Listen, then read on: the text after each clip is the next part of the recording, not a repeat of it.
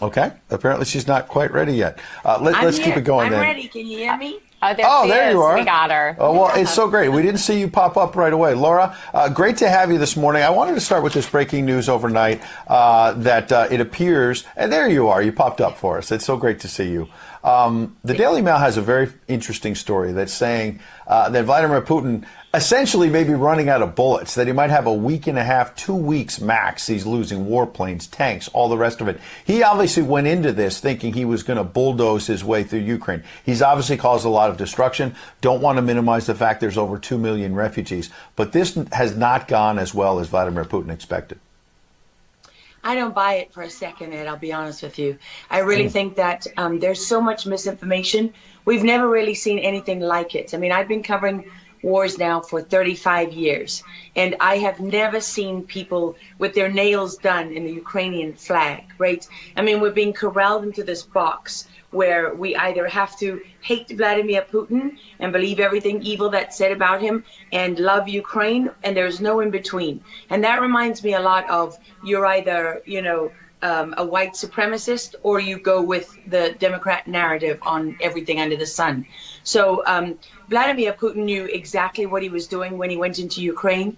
The Russian military isn't perfect. They, for example, I've spoken to multiple defense specialists and intelligence specialists from a Defense Intelligence Agency who've studied the Russian military for years. They do have a difficulty mounting complex air operations because they do very little training hours in comparison to, for example, the United States air assets, right, our fighter jet pilots. But Russia is not struggling. What Russia has done from the very beginning has been very strategic. They didn't go straight to Kiev. They went to all those bioweapons laboratories that are scattered all over the country. Some of them they built, so they know where they are. They've known where they are since the Soviet Union, because under the Defense Threat Reduction Program, we went in after the fall of the Soviet Union and supposedly turned those facilities from bioweapons labs into public health labs. Although, these days it's hard to believe anything that our leaders tell us, because they've lied about COVID, they lied about Russia collusion, they lied about the Ukraine impeachment trial, and there's so much more going on in Ukraine that nobody is talking about. You see such dishonesty when it comes to the history of Ukraine. You see dishonesty when it comes to the Azov Battalion, which is funded by the US and NATO. I mean, you can find pictures of them online holding up the NATO flag and the swastika at the same time. Their own emblem contains the black sun of the occult, which was a Nazi SS emblem. And it also contains the sideways, lightning insignia of the SS. I mean, this is on throughout the Ukrainian military. You can see that black sun of the occult on their body armor, even on the female soldiers who are paraded in front of the world as being, such an example of Ukraine's independence and spirit and nobility. Even they are wearing the black sun of the occult. And, the White House wants you to believe, well, this doesn't matter, it's just a small number of troops. It's not true. The Azov Battalion has been murdering its way through eastern Ukraine. Yeah. We don't want to admit this. This was why Crimea voted for independence. This is why Crimea wanted to be with Russia. Because we in the media, in the Western media and in the West, won't acknowledge the reality of what's gone on. Western Ukraine backed the Nazis. It was a headquarters for the Nazi SS. The CIA under Alan Dulles actually gave immunity from prosecution to the Nazis of Ukraine from the Nuremberg trials. So there's a long history of the United States and our intelligence agencies funding and arming Nazis in Ukraine. These are not like new neo-Nazi groups that sprung up. These are the actual Nazis from the Second World War, who, if you go back to the Nuremberg trials, said that they were planning for a 1,000-year Reich.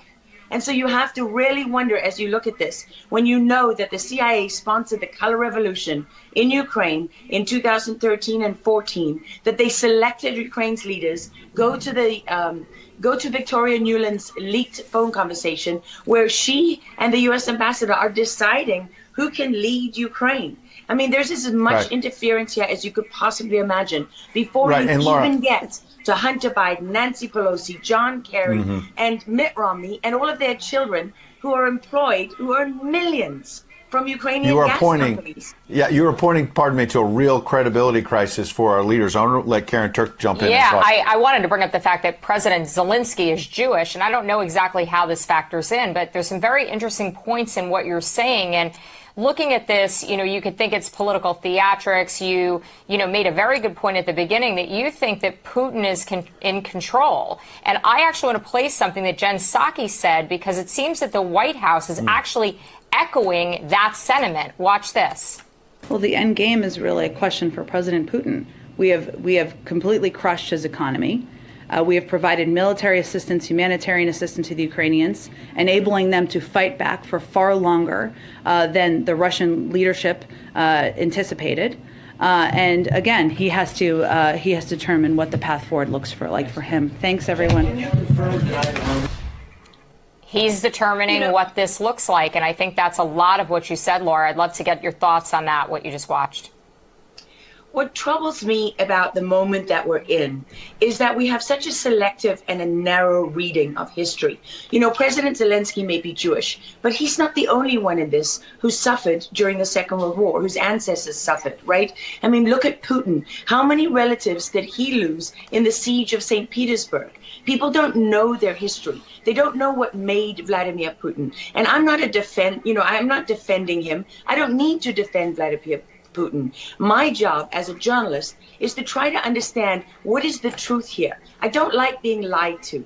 And we're being lied to on an epic scale. When we're told your only choice is you have to be 100% with Zelensky, who's a puppet, who you can find on the internet in black stilettos and leather pants, with shirtless, doing a spoof Dancing with the Stars kind of entertainment video. That's a mock of a Ukrainian group that does this kind of satanic occult type of music video. And I mean, Zelensky was selected like so many of our leaders. And honestly, with big tech and with election fraud these days, we don't know how many leaders all around the world have been selected for us and weren't actually voted in. But what we do know is that there are increasing problems with technology and the digitization of our world.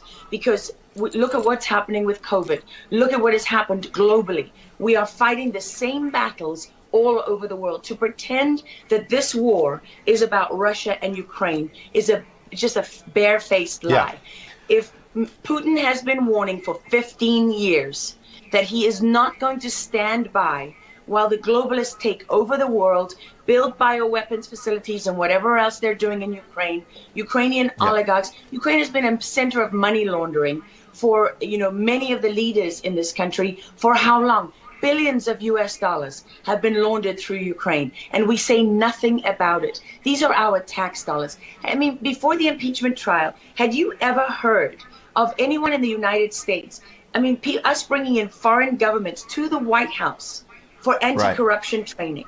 I mean, does nobody question these things? Why do we not question them? We have an idiot like Lieutenant Colonel Vindman, who goes at the impeachment trial and sits there as a lieutenant colonel. He didn't even make colonel. And he's telling the president of the United States what his policy should be. You have a traitor in the form of Maria Yovanovitch, who was Obama's ambassador, who's telling Ukrainian government officials, don't listen to the will of the American people. Don't listen to the election results. We are the true leaders of America. I mean, and then people object when the woman isn't even fired. She's given a cushy job for life at Georgetown University at the expense of the U.S. taxpayer. And we're told that the president of the United States cannot say to his foreign counterparts, that we want you to look into something. But Joe Biden, he can withhold as much aid as he wants to. I mean, there's so much hypocrisy and dishonesty here. And Ukraine is at the center of it all. Go back to Russia collusion. Go to Alexandra Chalupa. Go to Eric Karamella, the whistleblower who went to work for Adam Schiff, who wasn't really a whistleblower, and all those corrupt people in the deep state. And you know what?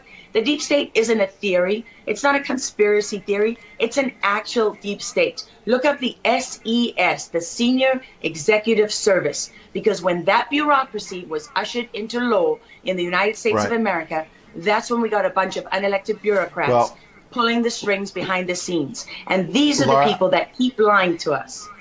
Absolutely. And pardon me, we've got a live chat where we're streaming on Getter, for example, and I'm watching it as you're talking. People are talking about how you're dropping truth bombs and you're a real journalist. And I know that, having worked alongside you for many, many years when you're at CBS and many other places. And maybe they didn't want to hear the truth, but you're dropping those truth bombs now. Unfortunately, we got to hit a break right now. We'd love to have you back in the days ahead. We love having you on. Lara Logan, thanks for joining us on Real America's Voice.